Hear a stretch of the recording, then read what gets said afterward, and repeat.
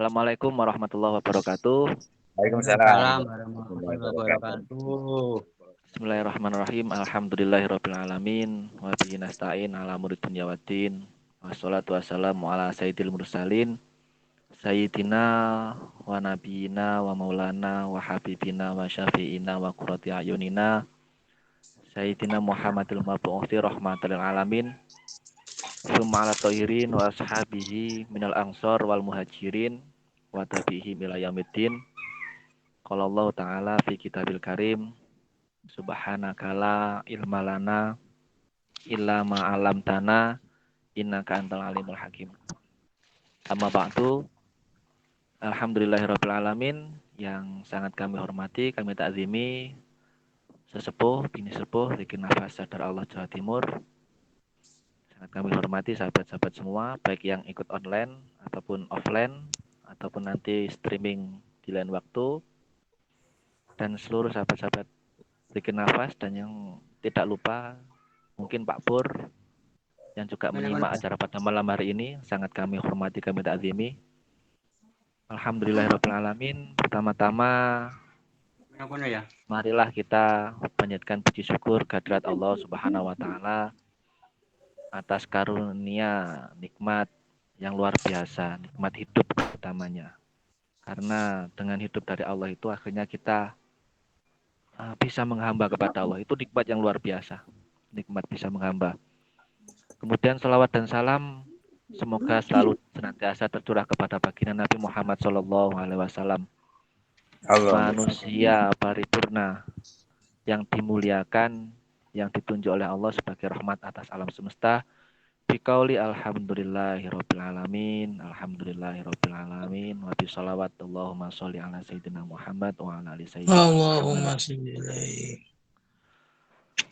Sebelum memasuki acara pada malam hari ini, marilah kita sama-sama menata niat yang jelas untuk kita bermuajahah menghadiri majelis ilmu lillahi ta'ala, karena Allah, ya untuk Allah, membekali diri kita untuk lebih mendekat kepada Allah. Semoga Allah ridho dan kita benar-benar diberi petunjuk di jalannya yang luar biasa, lurus.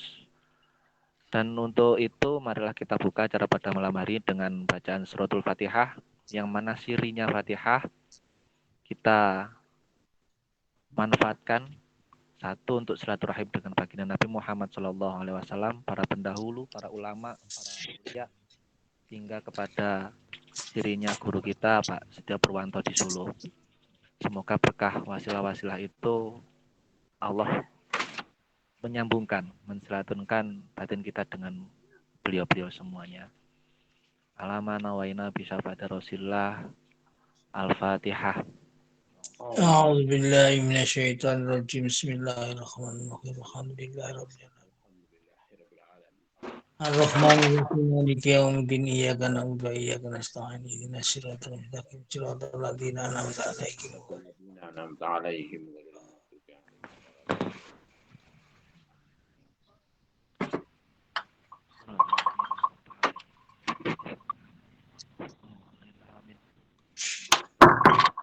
Kemudian untuk materi pada malam hari ini kemarin minggu yang lalu saya bisa membahayain, ini dapat tema yang bagi saya luar biasa, sangat beriringan dengan tema-tema yang Pak Pur bawa. Ya sebenarnya, jadi nggak banyak orang yang tahu, entah dirahasiakan, entah terlupakan, atau entah enggan untuk dipelajari. Kita sama-sama nggak tahu. Yang jelas ini adalah ilmu yang cukup unik. Terus kemudian saya bawakan judul La Takhaf wa La Tahzan, karena ilmu ini nanti setidaknya mendukung diri kita untuk tidak lagi takut. Kita jujur saja, akhir-akhir ini banyak yang bertanya-tanya, seperti yang di-share sama Mbah Bejo itu.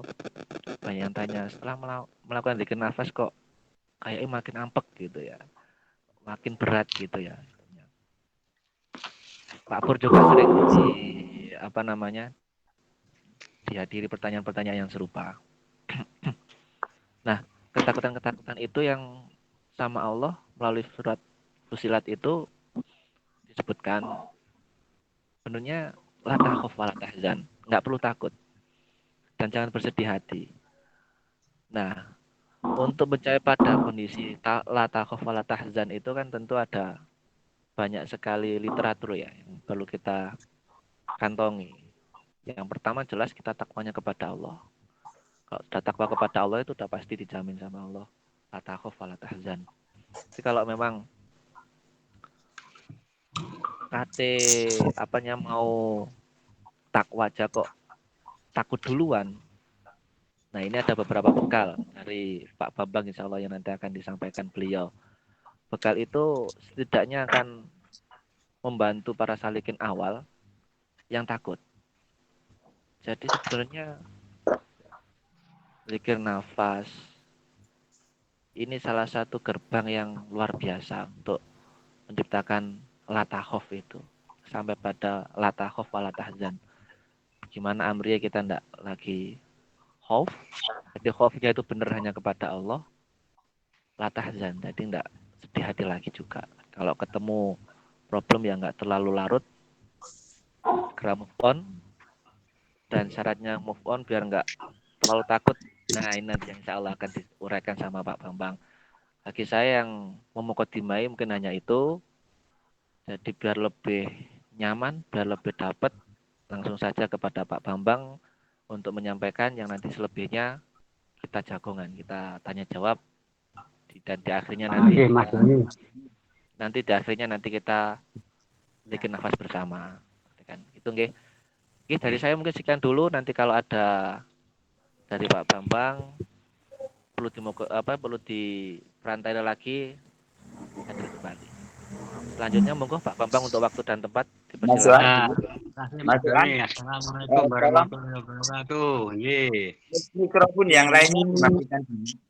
Ini dimatikan dulu. Yang saya ajukan kepada Mbak Yayin itu sebenarnya adalah yang aslinya itu zikir nafas Allah dapat menarik rezeki. Sebenarnya itu. Tetapi Mbak Yayin itu minta kepada yang laga umum sehingga beliau mengganti namun tidak begitu total gantinya. Itu berjudul La Takof Wala Tahzan. Nah, saya kemarin itu bilang sama Mbak Yayin, itu pada intinya itu artinya apa toh Mbak Yayin? Artinya tidak takut dan tidak khawatir.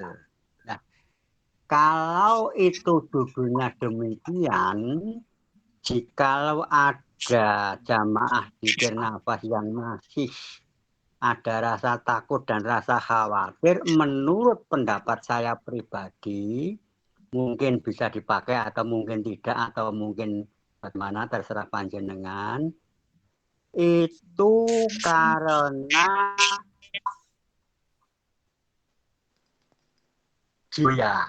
jiwa goyah. Karena di sini ada kalimat atau kata tidak takut dan tidak khawatir. Lah, itu merupakan salah satu dari penyakit jiwa. Kalau kita itu dihinggapi penyakit jiwa, maka tujuan goalnya itu ya sebagaimana ada giumnya itu yang berbunyi Tuhan tidak akan merubah nasib bangsa kaum jika bangsa kaum itu tidak mau merubahnya sendiri. Itu yang pertama. Ada gium yang kedua adalah bahwa apa itu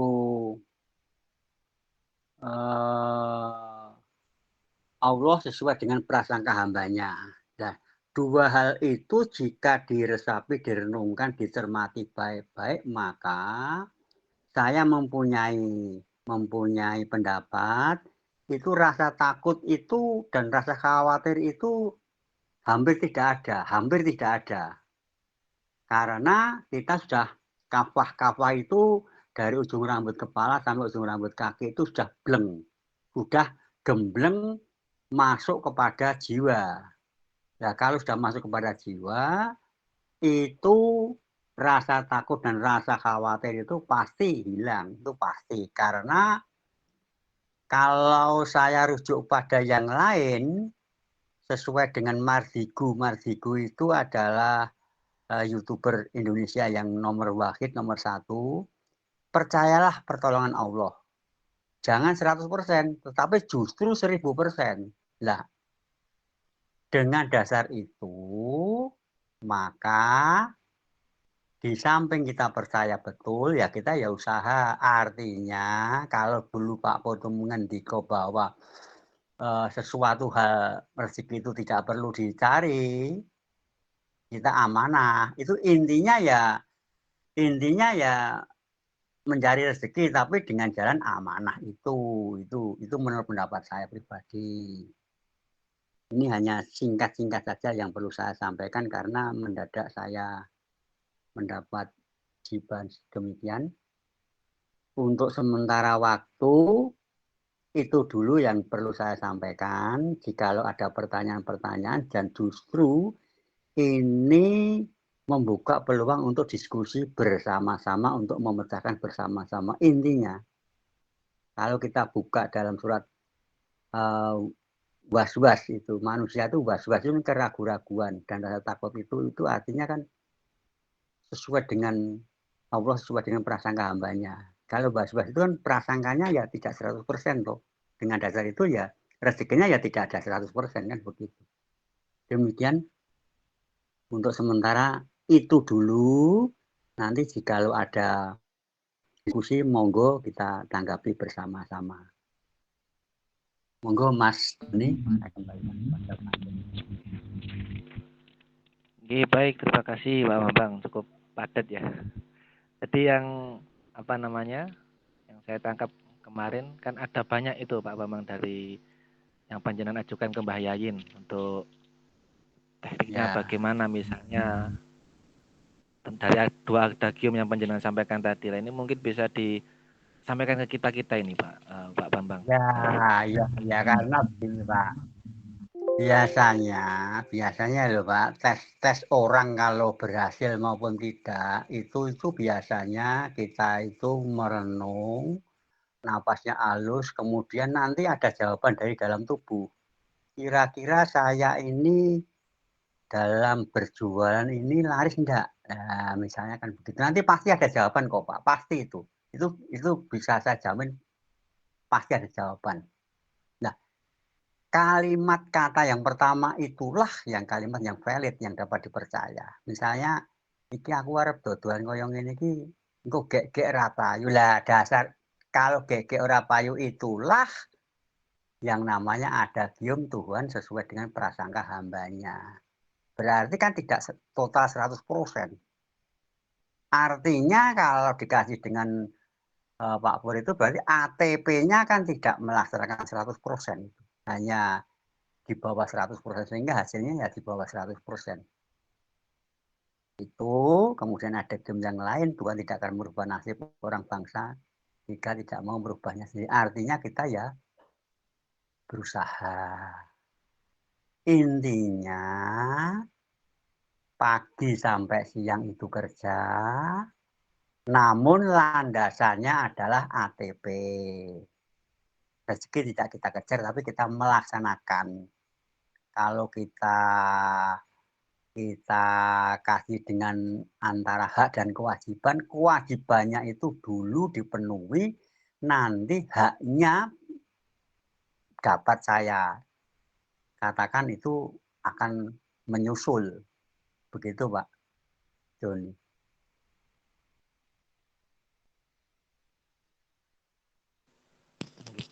Baik, mungkin ada yang perlu disampaikan dari Bapak-bapak yang lain? Monggo. Monggo. Mas Doni. Ada. Kalau ada Pak Dokter ya, mau diskusi. Alhamdulillah, saya tertarik sekali. Assalamualaikum warahmatullahi wabarakatuh. Saya tertarik sekali dengan judul ini, terus terang aja. Karena dulu saya pernah lama sekali membeli buku namanya buku La Tahzan. Sangat menarik bestseller. Lah ini saya kebetulan membaca tafsir Al-Quran dari Muhammad Hasbi As-Siddiqi. Ini pengertian ini tadi. Ala takhofu wa la tahzanu. Seraya berkata, janganlah kamu takut dan janganlah kamu berduka cita. Janganlah kamu takut dan janganlah kamu berduka cita. Nah, di sini pengertian ini adalah janganlah kamu khawatir menghadapi semua masalah di akhirat dan jangan pula kamu bersedih terhadap semua apa di dunia ini yang telah hilang dari kamu. Jadi seperti itu antara lain.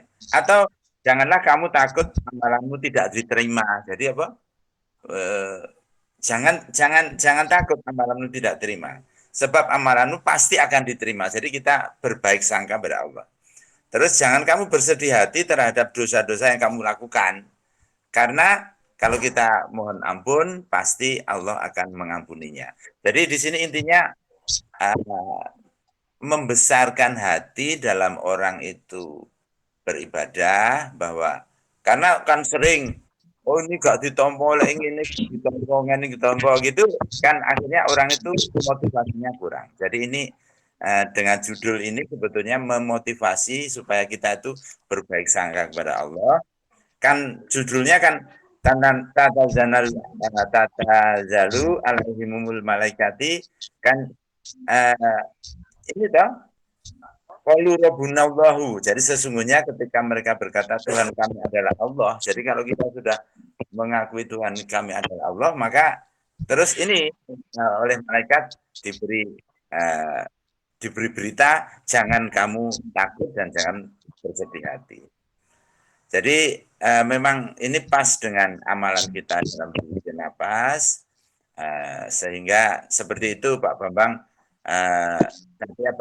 memantapkan bahwa berbaik sangka pada Allah, kemudian menjadikan kita itu semakin yakin bahwa itu Allahu Akbar, mesti pertolongan Allah akan menolong kita, tetapi jalurnya harus tetap itu mulai dari subhanallah, alhamdulillah, baru Allahu Akbar. Jadi sekuensinya, urutannya seperti itu. Jadi alurnya itu seperti itu. Mungkin nambahin saja karena ini kebetulan tertarik dan pengalaman seperti ini menjadikan kita semakin yakin dengan pertolongan Allah. Mungkin terima kasih. Assalamualaikum warahmatullahi wabarakatuh. Salam warahmatullahi wabarakatuh. Iya, saya mau menambahkan Pak Mas Doni. Semoga Mbak Yayin. Iya. Judul ini menunjukkan kepada kita bahwa sering langkah-langkah untuk berspiritual yang tampaknya hanya pengalaman menjauhi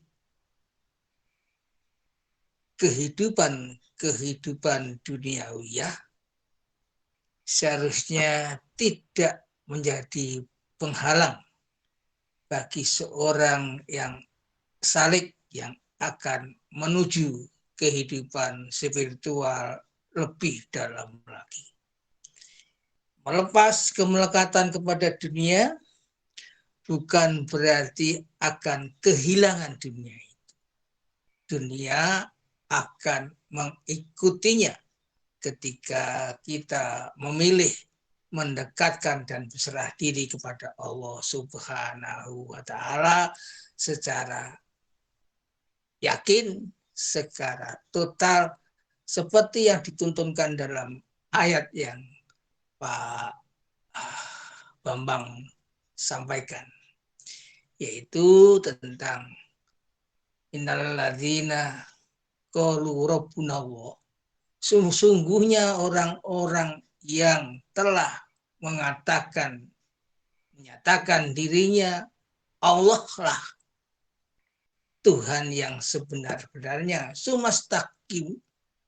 sumastaqomu, dan kemudian berkeyakinan, beristiqomah, janganlah takut dengan hambatan-hambatan keduniawiaan yang selama ini tampak akan lebih parah kehidupannya, lebih susah karena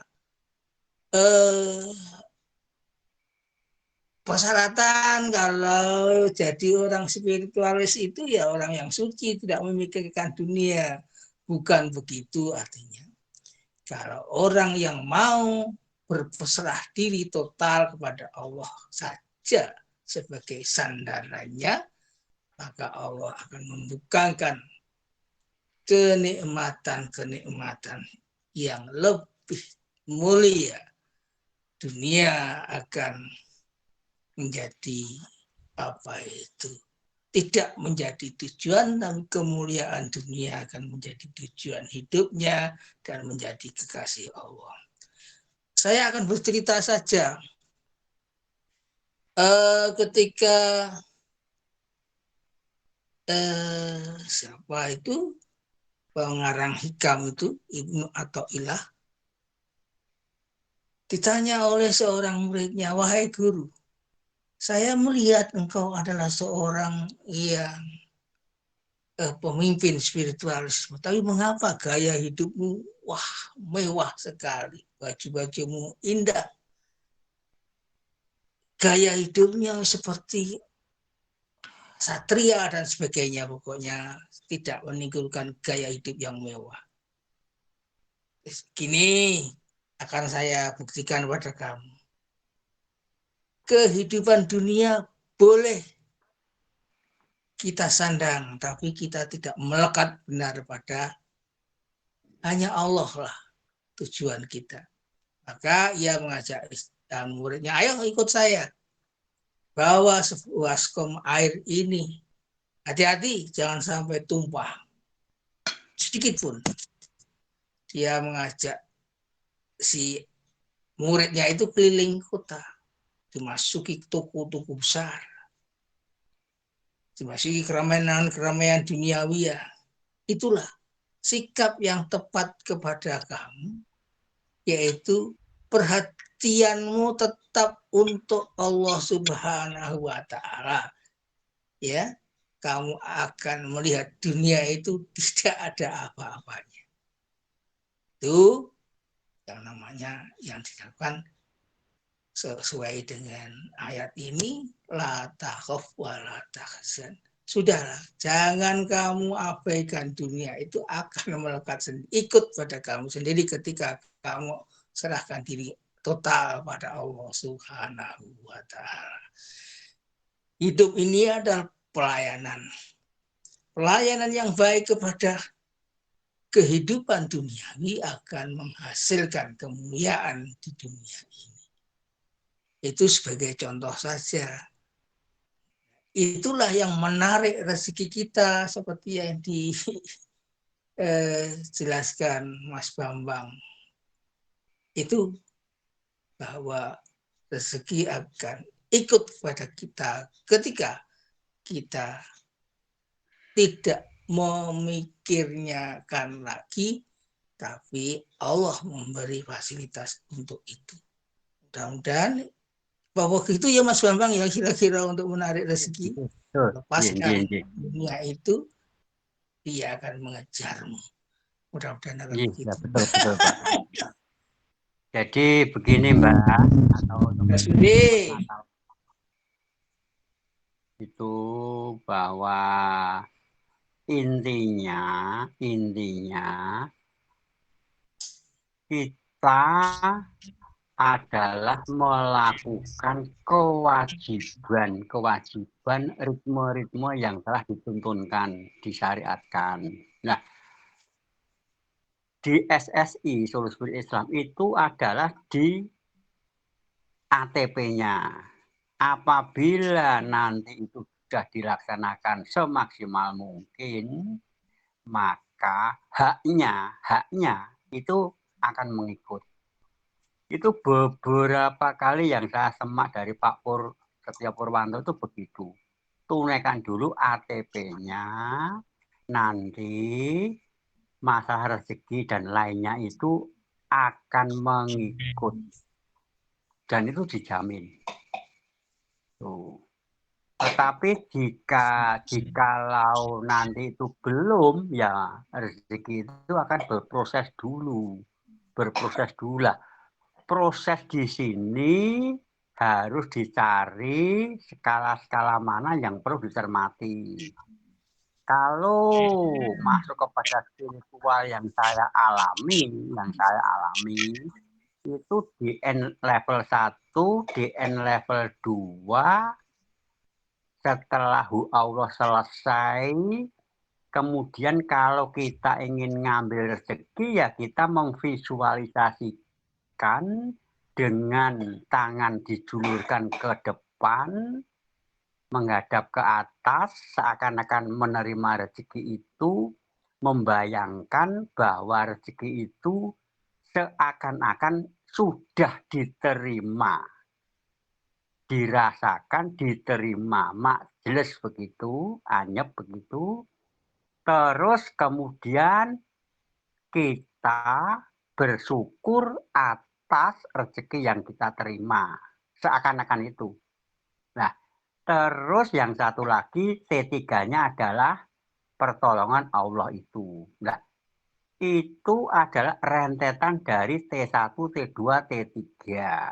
Jadi kalau teman-teman atau ingin membuktikan bahwa rezeki itu akan datang, itu ada beberapa tekniknya. Yang kemarin itu saya sajikan dulu, saya sajikan di SQ-nya itu reprogrammingnya itu dicari. Misalnya begini, saat hujan-hujan kita jual es, ya enggak mungkin, enggak masuk akal, ya jualnya jangan es, kan begitu. Jadi ya istilahnya kita bekerja itu ya sesuai dengan alur alam lah, kan begitu. Misalnya jual apa lagi, ya servisnya yang baik, mutunya yang baik. Di samping itu juga ya amanahnya dikerjakan dulu. Aktifnya dikerjakan dulu. Kalau nanti itu sudah, nanti terus rasa ngarep-ngarep rezeki nanti akan datang sendiri kok. Itu sudah saya alami sendiri kok. Tiba-tiba saya gini dikasih uang, dikasih apa itu, Pak Bambang ini nanti ya kendurenan ya, alhamdulillah saya datang gitu, dan seterusnya itu sudah saya buktikan. Jadi intinya adalah melaksanakan ATP seluruh-seluruhnya, dan itu berproses, dan itu pun sudah saya buktikan. Kalau melihat YouTube-nya dari DNSA 1 berapa itu kan kemarin ada ya teman yang nanya, gimana saya DNSA sudah sekian tahun kok malah saya dicoba ini urip saya kok malah rekoso, gimana? Ya memang itu semakin kita mendekat ke Allah itu memang cobaan itu bertubi-tubi, dan itu pun dialami oleh yang terhormat Pak Widarto. Itu beliau sudah mengatakan pada saya 700 juta loh itu Pak Widarto itu kerugiannya, tapi sekarang sudah kembali, alhamdulillah ya, dengan dasar ATP itu tadi. Nah, dengan melihat itu maka saya hanya menghimbau saja, tunaikanlah ATP yang sebaik-baiknya, yang seluruh-seluruhnya sesuai dengan adagium Tuhan tidak merubah nasib bangsa kaum jika tidak merubahnya sendiri. Satu, yang kedua, Tuhan atau Allah sesuai dengan prasangka hambanya. Ya kalau prasangka kita engkau ya udah ya kayak itu aja. Kan Tuhan tinggal stempel saja. Intinya itu. Terima kasih Mbak Yayin atas penyempurnaan. Monggo kalau ada yang lain kita sharing saja, kita sama-sama belajar mana yang perlu dikritisi, mana saya membuka pertanyaan. Kalau ada yang kesulitan saya belake kok. Artinya apa, tujuannya apa. Nah, kalau kemarin itu kan ada teman yang tanya, Pak Bambang gimana ini masalah kebahagiaan, Bahagia itu tidak perlu dicari, Mas. Loh, ada apa toh? Kebahagiaan itu rasa digoleki. Sing penting atine ditoto ditenangke dulu. Nek wis tenang, lagek ditoto dadi ayem. Nek wis ayem nanti akan ada bonus bahagia. Bahagia itu tidak perlu dicari, tapi akan datang jika fase tenang dan ayem itu sudah tercapai. Nah, untuk itu maka kalau menggunakan zikir nafas ya yang nafas yang halus dirasakan tenang seperti itu, jangan gergel-gergel seperti itu.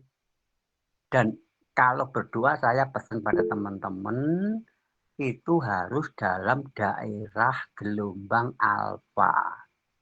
Gelombang alfa itu yang bagaimana toh? Gelombang tenang. Kalau dalam ajaran Islam kan dikatakan sepertiga malam seperti itu. Jam berapa toh? Jam 3, jam 2, 3, 4 itu kan gelombang-gelombang alfa. Itu minimal dilakukan 1 hari 2 kali. Mau tidur dan setelah tidur. Itu kita masuk gelombang alfa. Nah, itu yang pertama diucapkan adalah rasa syukur kalau saya begitu. Dan nyatanya ya, alhamdulillah ya segala sesuatu itu ada yang seperti ada yang nuntun begitu. Terima kasih Mbak Yayin. Sekali lagi terima kasih. Monggo yang lainnya kalau ada. Ini mau izin Pak Bambang. Pak Dokter, monggo. Tes. Pak Bambang. Jadi menyambung tadi kan. Suaranya kok terlalu kecil Mas Doni. Suaranya kok kecil banget yo.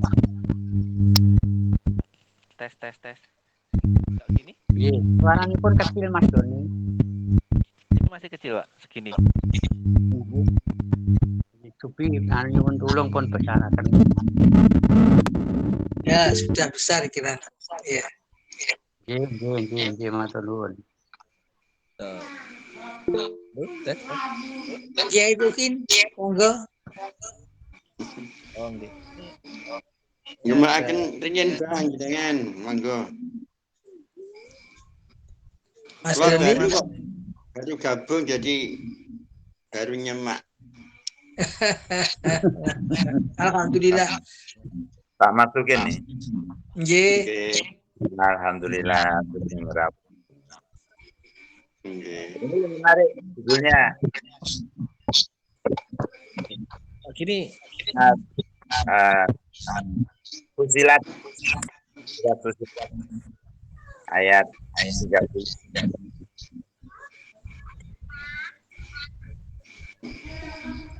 Surat 11 ayat 30. Yeah. Tes. Menarik sekali. Tahzan. Iya. Tambahan Mas Bambang. Tambahan kemawon Mas Bambang. Monggo mawon. Itu wonten sharing itu hampir semua perjalanan hidup kita kalau kita lakukan dengan cara DNSA itu sering saya bikin menjadi sebuah suluk,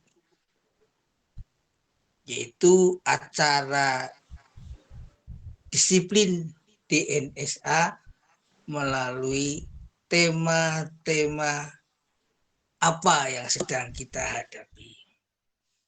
Ketika saya itu sepanjang pengalaman saya saja. Ketika saya menghadapi persoalan apapun, itu trilogi DNSA mempertajam kesadaran dengan sepenuh hati yakin. Kedua, auratnya itu laku, wiridnya itu saya pakai dengan 3 T-nya, dan nanti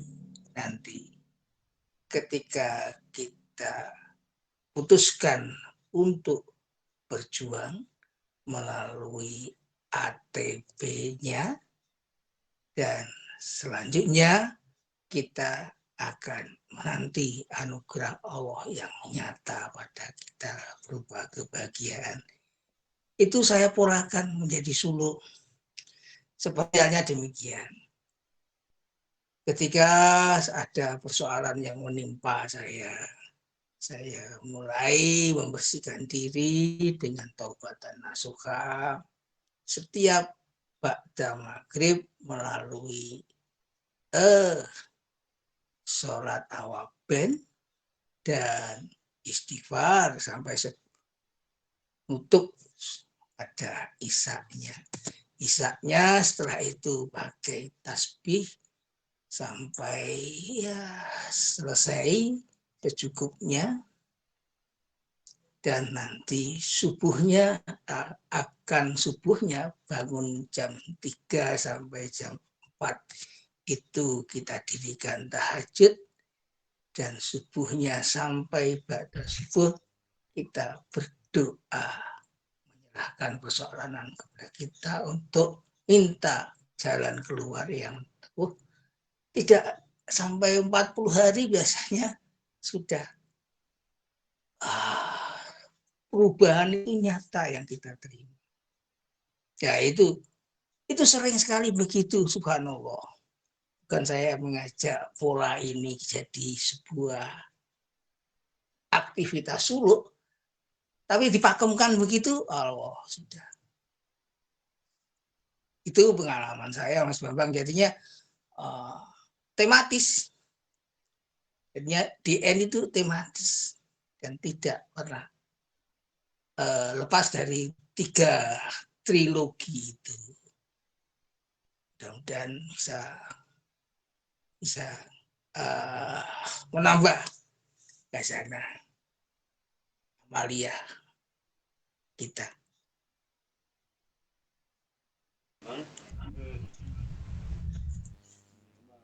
Mas Doni saja wis adem aja mana.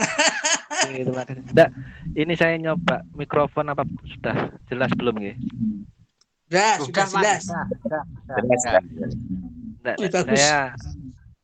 Saya ingin menyambungkan tadi kan, menyambung ini aja. Tadi kan sempat disinggung bahwa prasangka itu apa namanya, ya menjadi pemicu ya, salah satunya bisa dikatakan prasangka itu akan menjadi yang jadi hasil. pertanyaan gini. Nah, yang jadi pertanyaan gini, kadangkala prasangka itu kan spontan muncul ya, misal nih kita dapat rezeki banyak. Kalau memang kebiasaan kita itu enggak syukur kan, susah prasangkanya kita enggak ada gini. Enggak. Jadi kemudian prasangka kita kan arahnya bukan ke Allah gitu ya. Terus kemudian kalau misal dapat kecelakaan lah atau mungkin sesuatu yang nggak mengenakan, itu kalau memang nggak terlatih itu kan kadang-kadang prasangka kita nggak bisa langsung prasangka baik. Yang muncul duluan kan prasangka jeleknya dulu. Nah ini kira-kira untuk mengolah prasangka itu sehingga terus menjadi prasangka yang baik ke Allah itu gimana Pak Bambang? Mungkin bisa dijelaskan agar kita bisa sama-sama belajar ini. Ya. Makasih Mas Doni. Ini sangat bagus sekali. Kalau pendapat saya, karena saya itu pengikut spiritual juga, maka kita harus bisa membangun energi positif. Contoh begini, ini contoh saja. Kita mempunyai energi positif itu 1000. Ya. Terus kemudian kita berperilaku membuat energi negatif itu 500. Secara matematika 1000 dikurangi 500 itu energi positif tinggal 500. Lah, energi positif 500 ini untuk mengambil rezeki yang di atas itu enggak muat Mas Joni. Enggak bisa itu, enggak bisa. Sehingga kita harus menciptakan lagi energi positif lagi. Energi positif itu harus sesuai dengan ritme-ritme yang telah diajarkan. Contoh sedekah, contoh bersyukur, ora usah grundel, ora usah apa itu ngerasani dan seterusnya. Itu semua itu penyakit jiwa. Semakin kita itu membuat negatif, maka energi apa itu rezeki yang kita ambil itu semakin menjauh. Itu bisa dihitung kok. Rezeki dengan matematika itu bisa dihitung kok. Itu bisa dihitung. Jadi misalnya supir becak misalnya, ya Allah, saya mohon bantuan, butuh banget mobil Avanza. Nah, ini ada beberapa dilematika. Apakah Tuhan Allah itu akan mengabulkan? Nah, ini harus dikaji dulu. Lah, nanti kalau Tuhan itu orang ngabulke kok dijalui kok ora itu, kalau mengabulkan nanti malah repot sendiri. Si sopir becak itu sopir sendiri. Orang duwe SIM A, orang duwe garasi, hasilnya sopir becak berapa, itu malah repot sendiri. Malah menyiksa dirinya si sopir becak itu. Maka jarang-jarang dikabulkan. Artinya kalau kita meminta itu sesuai dengan kondisi dan situasi skala prioritas itu. Skala kebutuhan saja, tidak keinginan. Kalau keinginan kan beda lagi. Itu istilah skala kecukupan, bukan skala kelebihan. Itu jawaban saya, Mas Joni. Terima kasih Pak Bambang. Jadi asik ya kalau saya dengar dari pesannya Pak Bambang itu. Kita nyelengi dengan kebagusan. Ya, Ini kalau saya jadi ingat Allah itu kalau kalau menilai satu keburukan dinilai satu. Tapi kalau menilai suatu kebaikan itu Allah bisa mengkali lipatkan. Ya, 2 dikalikan 3 seterusnya. Terlebih di bulan Rajab, Sya'ban, puncaknya di Ramadan nanti. Nah ini unik. Ini asik. Semoga menjadi tambahan wawasan bagi kita. Mas Deni. Monggo Pak Selamat. Monggo. Ini saya menemukan dari ini saya membaca mapping Quran, Mas Doni. Rekan-rekan. Jadi mapping Quran ini tentang ini di surat Fusilat ini ya. Surat Fusilat yang 54 ayat itu intinya itu kita membahaskan ini di ayat ke-30. Nah, ayat ke-30 sampai 35 itu tema surat 30 ayat 30 sampai 35 itu adalah istiqomah. Jadi intinya hari ini itu sumastakomu istiqomah.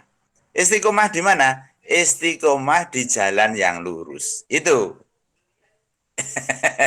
inti Mbak Jain. Jadi ini saya baca ini di mapping Quran. Jadi Quran itu banyak, tapi di ayat 30 sampai 35 ini inti pokoknya itu adalah sarinya itu adalah keutamaan istiqomah. Jadi tadi Mbak Zain juga sudah memberi contoh, apapun yang dikerjakan dengan metode DNSA ini, tapi istiqomahnya itu. Terus istiqomah tetap di jalan yang lurus, walaupun diuji dengan tadi Mas Bambang menyampaikan, oh semakin tak ikut DNSA, tambah ujiannya macam-macam dan sebagainya. Itu proses ujiannya. Tapi intinya sebetulnya hari ini dengan judul yang diberikan itu, ini begini ini kita proses. Nah setelah saya membaca ini mapping Quran ini di mapping Quran yang ada di sini. Jadi ketemu 30 sampai 35 intinya adalah sumastakom. Ya, tetap Rabbunahu mengakui bahwa Allah itu adalah Tuhan kita, terus sumastakomu di jalan yang lurus. Terima kasih. Terima kasih Pak Dokter. Terima kasih Pak Dokter. Ini mengembalikan hitoh. Jadi memang saya sangat sepakat.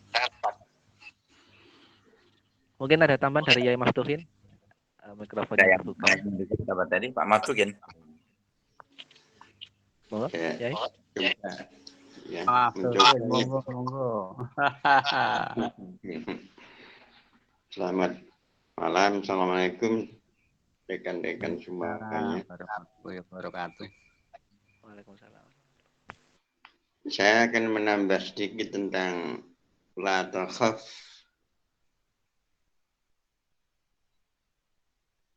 Potongan ayat itu terdapat juga di At-Taubah ya. Di 10. La takhaf.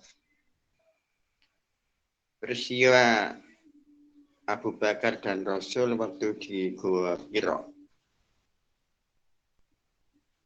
Allah memerintahkan jangan takut, Allah bersama kita. Ini insya Allah kalau kita hubungkan dengan penjelasan dari Pak Bambang, juga Pak Dokter, juga Mas Joni, Mbak Jayen, insya Allah tersambungkan ini kalau menurut saya. La takhaf wa la tahzan innallaha ma'ana. Jangan kau takut, jangan susah. Sesungguhnya Allah bersama kita. Kita pahami ayat tersebut adalah merupakan kaidah dasar manusia hidup. Pada dasarnya manusia itu sudah bersama Allah semuanya. Pada dasarnya Allah itu sudah bersama kita. Lebih dekat dari orang Nabi. Walaupun orang itu non-Muslim atau Muslim, sadar Allah atau enggak sadar Allah, sudah bersama manusia Allah itu. Simpelnya buktinya dengan ada nafas itu. Cuman yang membedakan itu kesadaran jiwa yang sudah berulang-ulang beliau Pak Pur ngajak kita sekalian itu mengolah jiwa.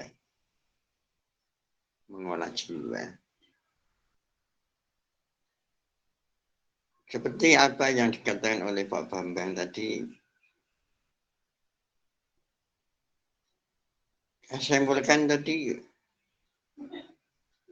seandainya kita itu bisa menyamakan kemauan kita dengan kehendak Allah, bisa menyamakan kemauan kita dengan kehendak Allah. Nah, itulah yang dimaksud tujuan pokok ilmu DNSA. Sibugo. Cara ureyane kan gitu, Sibugo. Dan juga yang dikatakan oleh Mas Doni tadi. Jadi ayat tadi merupakan, kalau saya katakan rumus ya. Jadi semuanya manusia itu sudah bersama Allah. Baik kekuatan atau apa lainnya itu sudah bersama Allah. Dan itu sudah saya share pada waktu beberapa minggu yang lalu tentang Allah itu sudah berada di setiap makhluk. Berada di setiap makhluk. Tepatnya di surat Al-Hadid 27 ayat 3.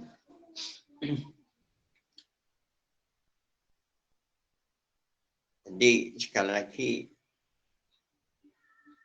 ayat tadi, potongan ayat tadi yang terdapat di surat At-Taubah juz 70 jadi Allah memberi nasihat kepada Abu Bakar dan Rasul, jangan kamu takut, sesungguhnya Allah itu bersama kita. Ya, sudah, hanya itu tambahan dari saya. Si Mas ini gini, kalau saya pribadi Iya. itu tinggal tujuannya. Jadi yang dimaksud latakoh latang tidak takut dan tidak khawatir itu tujuannya. Nah, kalau tujuannya itu untuk mencari rezeki, kalau masih takut, itu artinya jiwa kita belum gembleng, belum lepas, belum manunggal. Artinya belum lurus pada Allah. Masih ada resisten atau tekanan. Belum 100% percaya pada Tuhan, pada Allah. Satu. Kedua, perlu dikoreksi itu apa sudah betul-betul ridho ikhlas. Contoh, kita sedekah misalnya. Kita tuh tidak perlu mengharapkan pahala, enggak perlu. Yang penting kita sedekah gitu. Tuhan kan Maha tahu, Allah kan Maha tahu. Nah, kalau kita seperti itu, nanti lama-lama ada tumpuan energi positif dan nanti jika kita berdoa, nah nanti rezeki akan mengikut sendirinya. Itu masalah rezeki. Tapi kalau kita bicara masalah kebahagiaan, tujuannya dan judulnya la takoh wala tahsan, itu beda lagi. Kajiannya beda lagi artinya. Memang benar Quran itu seperti itu, tapi perlu dikaji apa toh yang tulis di sebalik itu apa toh sebetulnya. Nah, saya teringat pada Mbah Bejo itu, lihatlah apa yang ada di sebalik itu apa. Nah, ternyata apa itu redaksi, apa itu yang tersirat. Nah, orang itu biasanya itu berpegang pada redaksi. Tapi kalau saya pribadi itu yang tersirat. Ini contoh saja, contoh guyon maton kayak gini. Mengapa manusia itu kupingnya 2, mulutnya 1? Mengapa Tuhan memberikan begitu? Setelah saya renungkan, itu kita banyak mendengar kan. Kunci mulut, banyak mendengarkan. Apapun banyak mendengarkan. Nah, setelah saya renungkan begitu, hari berikutnya itu kok Pak Pur mengatakan kita duduk diam mematung. Nah, itu namanya mati rogo. Orang yang melakukan DNSA dengan mati rogo itu sesuai dengan kajian psikologi, itu tulang belakang bagian ekor itu nanti kemramnya sehingga timbul memori-memori yang dulu-dulu timbul seperti itu. Ini kajian saya menurut yang tersirat seperti itu, sehingga ada hubungan positif antara DNSA dengan psikologi itu. Yang dulu saya katakan tubuh itu ada yang namanya manas, MANAS, isinya 1 pikiran, 2 perasaan, 3 memori. Ya justru memori itulah untuk ngetes. Contoh, aku punya dagangan, kira-kira tak dol payura yo. Nanti kita diam, sudah diam saja. napas halus, sudah diam. Nanti ada jawaban kok. Wah, ngogek lah. Ngogek inilah yang menggerogoti kita praduga. Allah sesuai dengan praduga hambanya, prasangka hambanya. Allah sesuai prasangka. Kalau prasangka hambanya, engko gek aku dodolan kaya ngene iki ora payu. Engko gek dodolan kaya ngene iki rugi. Lah, kaya ngono kuwi prasangka. Ya Tuhan akan mengabulkan dengan sifat Rahman dan Rahimnya itu, terutama Rahman itu akan mengabulkan. Karena apa? Manusia itu punya kuasa, Pak. Kalau yang spiritual yang saya pelajari, manusia itu punya kuasa. Tapi di bawah yang maha berkuasa. Begitu, setelah saya kaji secara cermat itu begitu. Monggo kalau ada hal yang perlu dibedah lagi, ini perlu karena ini yang mengasihkan juga, karena untuk 2023 ini prediksi saya ini banyak sekarang orang itu yang linglung dikarenakan tidak berpegang teguh pada iman. Bu Allahnya itu loh Pak yang dulu saya katakan tongkat Musa. Bu Allah itu pegang teguh. Nek wis mbok pegang teguh, artinya jangan diucapkan saja nih ya tindak no. Lah mau mbok ucap petok orang mbok tindak lah apa contoh.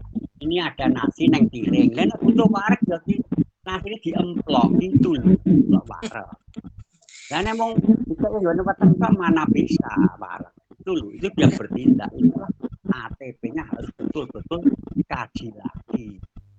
Dan setiap orang yang diadakan itu pasti diuji. Lah wong Pak Widarto sendiri itu bilang sama saya, diuji loh Pak Bang. Iya saya percaya. Pertama, diuji itu hartanya dulu Pak. Hartanya.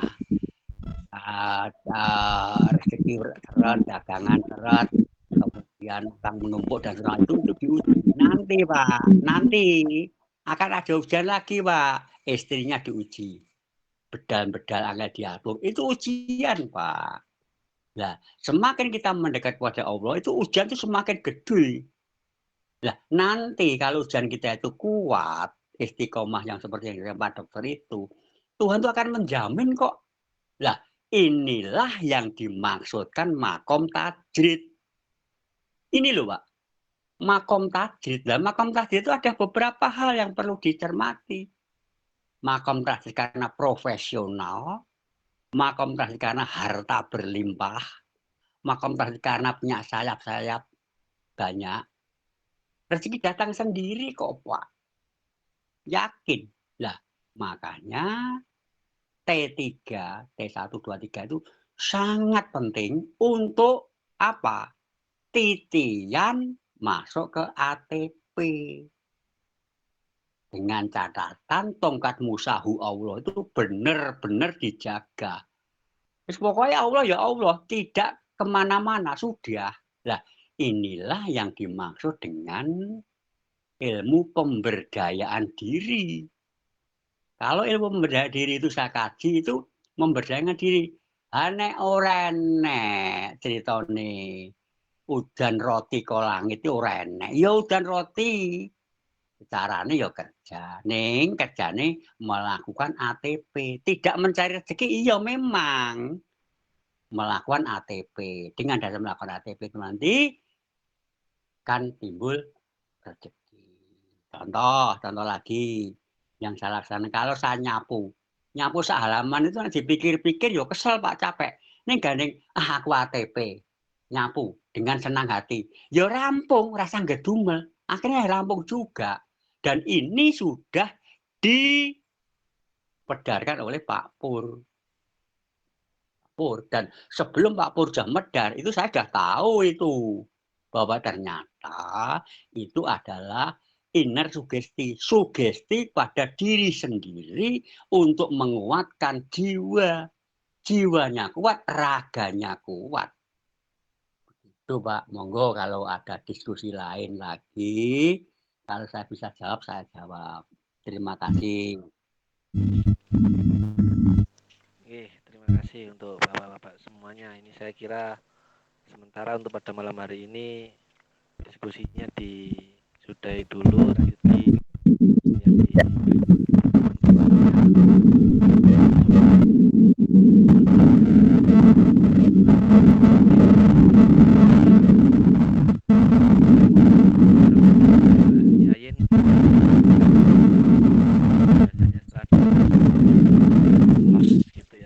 Kasih Mas Denny.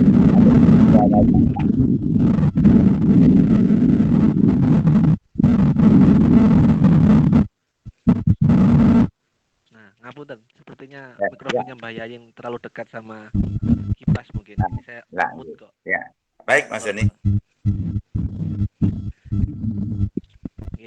Baik Mas. Mohon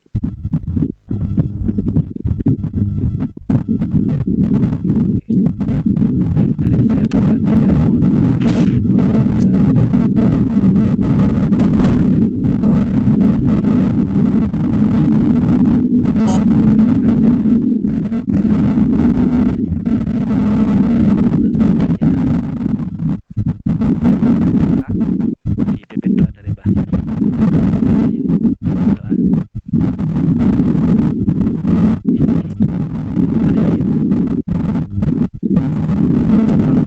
Yang bacanya nanti kan dulu.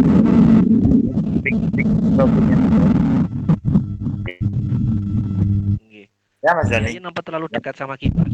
Ya sudah, no. Bagus Mas Doni sudah. Saya kira sudah cukup Mas Doni. Monggo. Sepertinya pada malam hari ini kita cukupkan sekian. Jadi saya pribadi mohon maaf apabila ada salah kata atau apa saja yang kurang berkenan. Mewakili juga Pak Bambang dan Mbah Yayin juga sekaligus kita mohon maaf. Sebelum ditutup, kita mohon berdoa nggih bisa Mbah Yayin atau Yai Maftuhin yang mandu doa. Setelah itu nanti kita mungkin bisa DN bareng-bareng. Dan selama ini kita langsung DN langsung los gitu ya. Jadi untuk malam ini mungkin kita bisa. Mungkin monggo. Oke, mungkin Yai Maftuhin. Tadi kalau Mbah Yayin kayaknya mikrofonnya bubuk tadi. Yai Maftuhin masih di sini?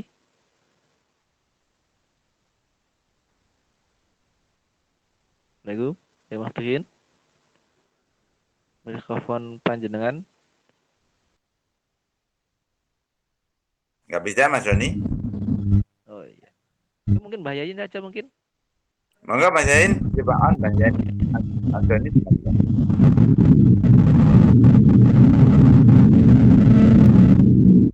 Suaranya nggak jelas. Ditutup Bagus, aja Mas. Bagus sudah, Mbak. Sudah. Bagus. Monggo, monggo.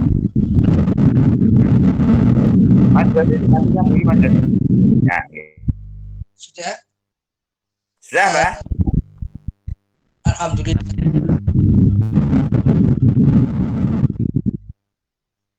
Sajak wekdal sampun cekap, monggo kita sarang-sarang berdoa saja. Baik. Allahumma sayyidina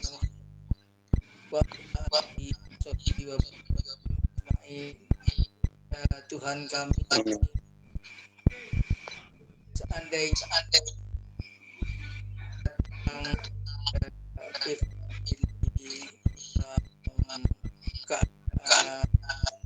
keimanan yang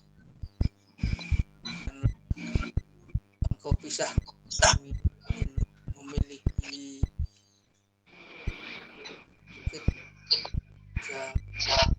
dan keesaan engkau tentang afal engkau tentang ma'iyah engkau kebersamaan dengan engkau yang maha membina kami menuju tauhid yang benar. Seandainya kami yang kumpul pada virtual ini datang dengan segala persoalan yang melilit di kehidupan kami. Maka janganlah dipisahkan kami sebelum Engkau memberi jalan keluar yang indah. Seandainya yang datang kami pada virtual ini dalam keadaan hati yang gundah, hanya Engkaulah yang bisa menenangkannya. Janganlah kami berpisah sebelum Engkau telah menghadiahkan semuanya itu pada kami. Allahumma wa qul rabbi adkhilni mudkhalan sidqi wa akhrijni mukhrajan sidqi wa ja'alni min ladunka sultanan nasira wa qul ja'al haqqa wa jahaqal batil innal batila kana zahuqa. Allahumma rabbana atina fid dunya hasanah wa fil akhirati hasanah wa qina adzabannar. Subhana rabbika rabbil izzati amma yasifun wa salamun alal mursalin walhamdulillahi rabbil alamin. Al-Fatihah. A'udzu billahi minasyaitonir rajim. Bismillahirrahmanirrahim.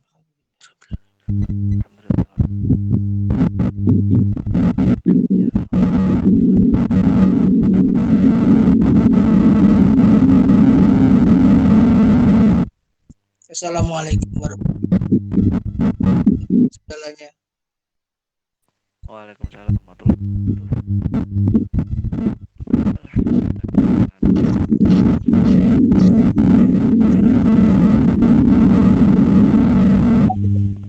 Ya. Oh, bahaya mundur. Kita duduk sebentar.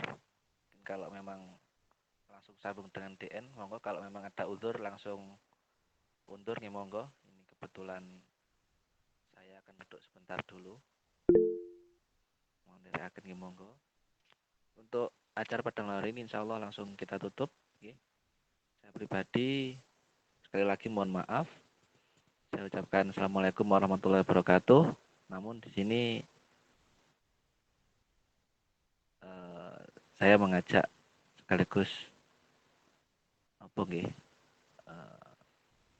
seperti biasa istiqomah kita DN bersama, santai saja, rileks saja. Ini salah satu bagian dari ritual majelis zikir nafas. Kalau majelisnya wong NU nggih tahlilan. Kalau majelisnya selawatan nggih, selawatan aja hilang. Kalau majelisnya DN nggih, DN-nya jangan ditinggal kan begitu nggih. Ya, ini jadi nggih seadanya saja, Jadi mohon sareng-sareng santai saja, kita duduk rileks sama-sama. Nanti adapun kehendak Allah untuk langsung selesai nggih seperti biasa. Gitu nggih. Insya Allah mohon izin kan saya imami sedikit sebagai muqaddimah saja untuk take off ke Allah. Setelah itu nggih nafsi pribadi ke Allah. Duduk santai mawon. Saya sandar di sofa. Panjenengan ada di sofa nggih monggo sandar. Kalau ndak di sofa nggih, yang penting tegak untuk belakang. Kita manut sama dahulunya Pak Pur, beliau nyuntur Rasulullah. Ada riwayat yang menyatakan duduknya Rasulullah itu tegap. Jadi kalau di satu jamaah itu Rasulullah tampak paling tinggi sekali. Paling nampak. Bismillahirrahmanirrahim.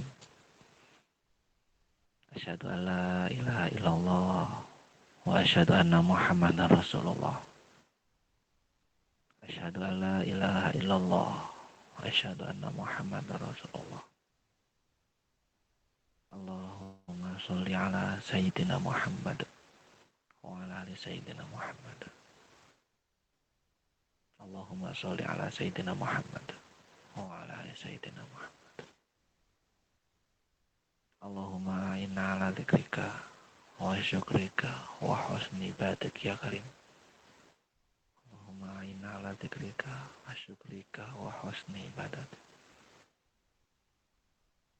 Bismillahirrahmanirrahim.